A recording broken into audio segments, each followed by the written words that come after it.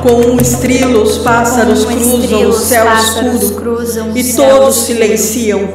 Meu sangue dói de tanta espera. Vivemos tempos estranhos e diante de um Estado autocrata, o indivíduo se torna mais só e impotente.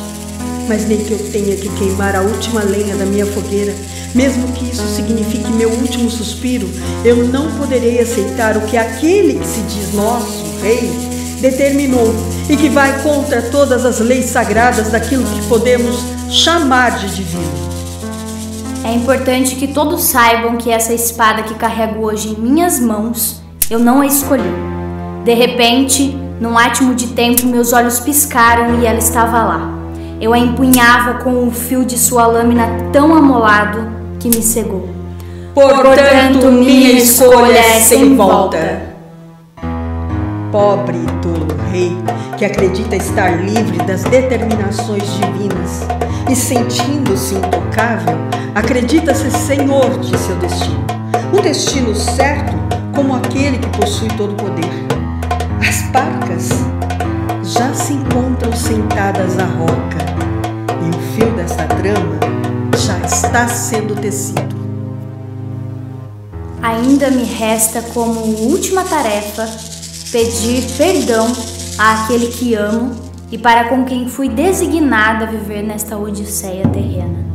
Meu querido e doce Emun, que por uma ironia do destino é também o filho daquele no estado de poder.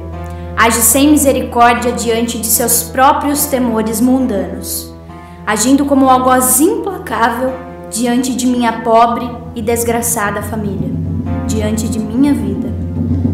Sim, eu cobri o corpo sem vida de meu irmão com o pó de nossa terra. Sim, eu não aceito a insana sentença de que seu corpo morto seja devorado por aves de rapina, como se ele fosse um criminoso comum, alguém merecedor de tal desonra. Juntos, meus irmãos só fizeram lutar pelo seu lugar de direito e honrar sua descendência. Eram jovens e acreditavam naquilo que é justo. Era direito do meu irmão receber todos os ritos sagrados devidos aos mortos. Era justo. Sim, eu fui contra a lei num ato de desespero e principalmente de amor. Não nego e não temo as consequências. Assumo meu destino. Estamos no tempo da loucura. Suas diretrizes são ditadas por um insano que a vaidade cegou.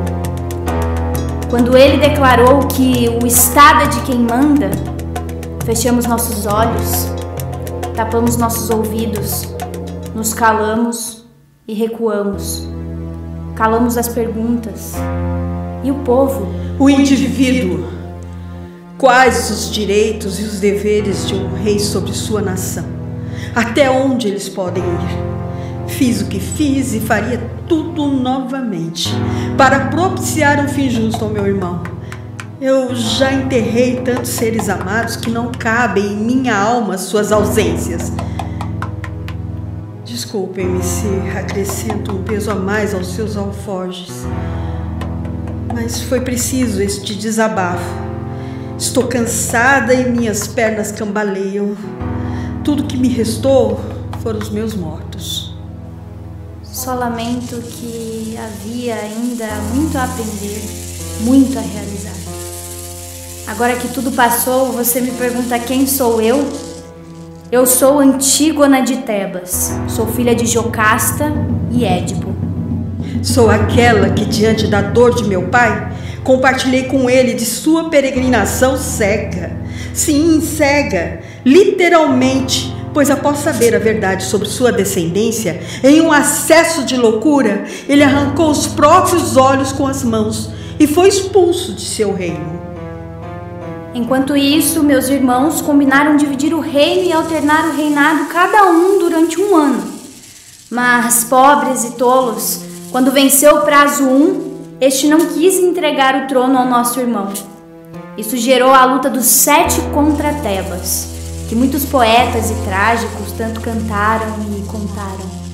A batalha só cessou quando meus irmãos decidiram por uma luta direta, corpo a corpo entre eles, e que o trono caberia ao vencedor. O que eles não sabiam era que nenhum dos dois conseguiriam sair vivos.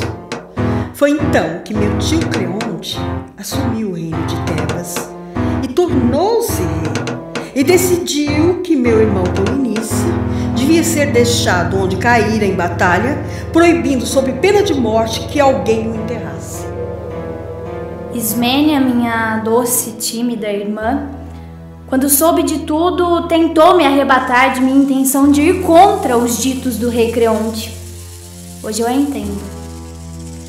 Espero não tê-los cansado contando um pouco da minha história, da minha vida, aquela que ousou por amor. Eu sou Antígona. Eu sou Antígona de Tebas. Eu sou aquela que ousou por amor. Eu sou aquela que ousou por amor.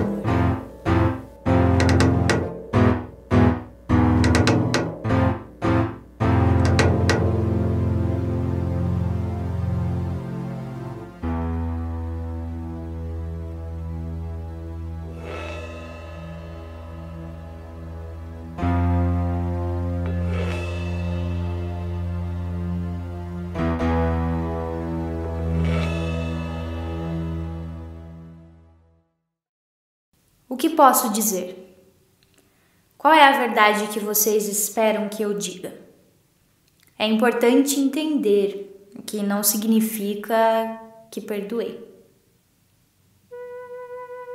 Sócrates e Platão se referiam ao pensar como um diálogo silencioso, travado consigo mesmo.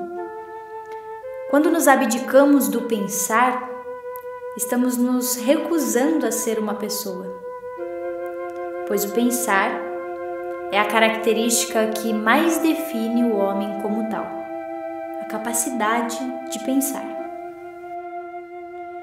Sendo assim, ele se torna incapaz de fazer juízos morais.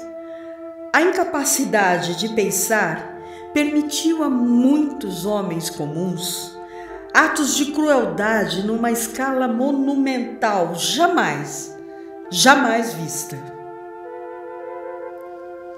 Quando pensamos, manifestamos além do conhecimento, manifestamos a habilidade de distinguir o bem do mal, o belo do feio. Eu acredito que ao pensar, a pessoa ganha forças e evita a catástrofe nesses raros momentos na hora da verdade. Muitos homens comuns, quando são pegos em um crime, rebatem todas as acusações da promotoria, dizendo a todo momento que não fizeram nada por iniciativa própria, que jamais fizeram algo premeditadamente para o bem ou para o mal, apenas cumpriram ordens. Este tipo de declaração tornou claro para mim o maior mal deste mundo, o mal perpetrado por ninguém.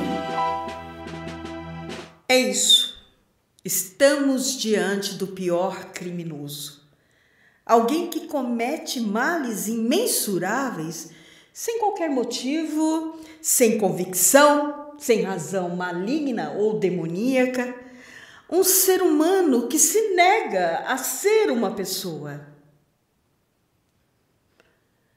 Um fenômeno que Hannah Arendt denominou muito bem como a banalidade do mal.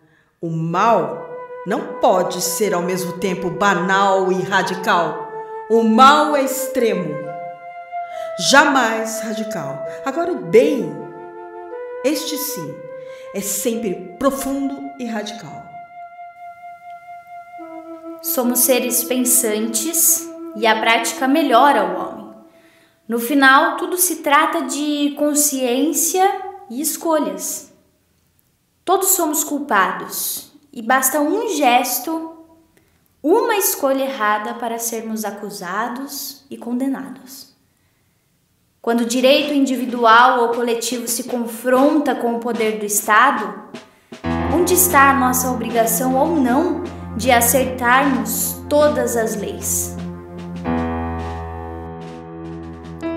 Historicamente, vimos este eterno dilema entre consciência de cada um e as leis estabelecidas por estados e representadas por governantes, instituições e classes dominantes com poder.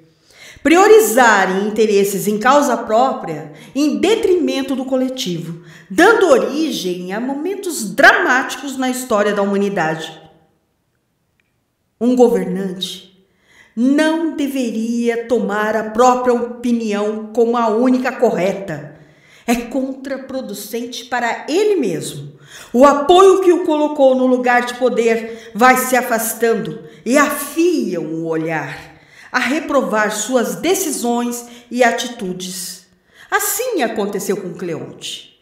Hemon, seu filho, e comprometido com Antígona, alerta o pai sobre os perigos de seus desvarios, sobre o quanto a lei decretada por ele é injusta e desrespeita os direitos e hábitos daquela comunidade, não representando o pensamento da sociedade em que vivem. Creonte cria uma lei extremista, originária do seu poder tirânico, sem levar em conta a vontade do povo, sem nenhum bom senso ou avaliação se sua decisão é injusta ou não, condenando a pena de morte por apedrejamento todo aquele que desacatar a lei.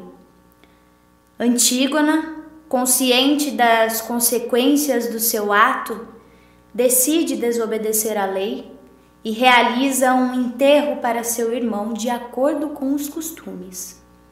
Para ela, trata-se de uma questão moral e justiça natural.